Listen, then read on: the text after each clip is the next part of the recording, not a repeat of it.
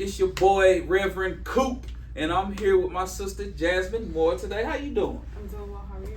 Good, good. Tell them a little bit about who you are, who you with, and what you do. My name is Jasmine Moore. I am a social worker, and I currently am the Justice Reentry Manager for Vaya Health. Mm-hmm. And she is the social worker. She a real social worker too, y'all. I'm gonna tell you something. I met her in the streets advocating for a mutual person that we had, and she was serious. He had got locked up, and she was like, "He in there. You need to meet him. You need to go visit him ASAP. And I'm gonna work on this, and this." And then she hit me back in a day. Did you go up there yet? Did you talk to him yet? I was like, you know what? I appreciate that, because social workers can be the enemy for parents. Well, in the role that I was in, I was actually in a contract with the state, working with attorneys who had children in the DSS system. So his son True story. was in the DSS system, and I was working with him to reunify. Yeah, and you did a good job with that too. Appreciate you. But today we're actually talking about some different work. So, what did you say the name of that team is with Vaya again? Justice Reentry. Justice Reentry. And so this is going on actually across the state at different local management entities, also known as LMEs, or management care organizations, also known as MCOs. I hate when people talk in acronyms. Y'all have been in a meeting and people just be acronyming you to death. And you don't know what they talk Yeah, about? acronyming. Acronyming. That's a Is that a word. word? That's No. a whole word. Acronyming. People be acronyming people to death. But different LMEs across the state have these reentry teams, and it's an amazing thing that's going on. So Jasmine, tell us a little bit about the qualifications for your specific team and what's required for referrals. Okay, so just to be set the content for our team and what our team looks like first. As the manager, I supervise 3 reentry coordinators and 2 peer support specialists. Ooh. Vaya covers 32 counties, so our counties range from west to the east.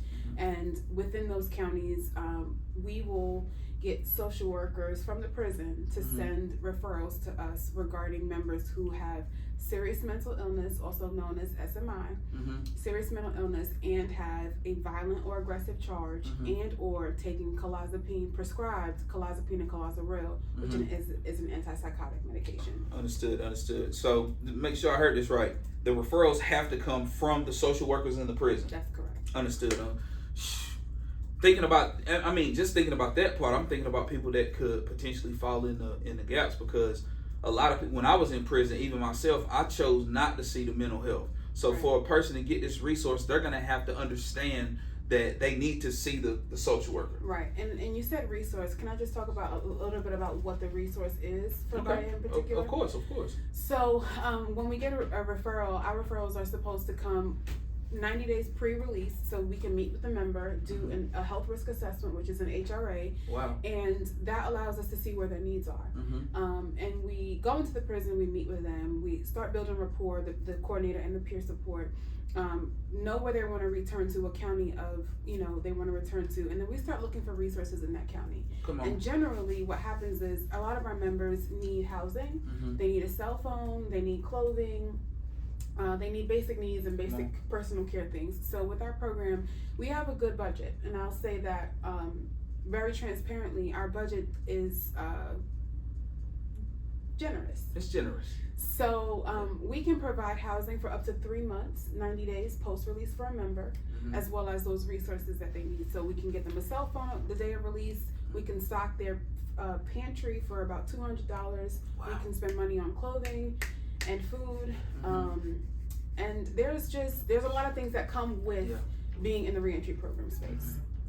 Yeah, and thinking of social drivers of health, social determinants of health, you mentioned several there. So you talk housing, you talk food, cell phone, just medications, access to healthcare. Oh my goodness. So when I hear you say a generous budget to be able to support these people, we all know it takes a significant amount of resources to truly have a person have a healthy reentry experience. Right.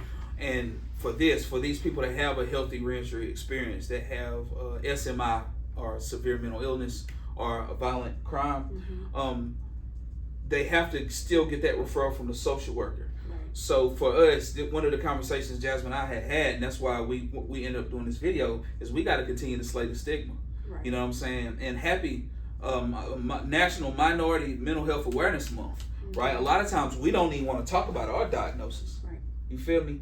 And so now we want to make sure that the community understands if you have a loved one and they're incarcerated and you know they may have had a history of mental health or had a diagnosis, took meds when they were younger or whatever, please let them know they need to go ahead and see the social worker, like straight up.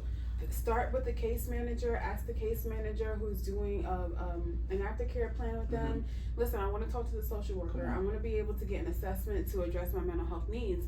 The issue is, of course, in our community. Come on. Can we talk about it? Talk about it. In our community, talking about mental health is just, you can't talk about that.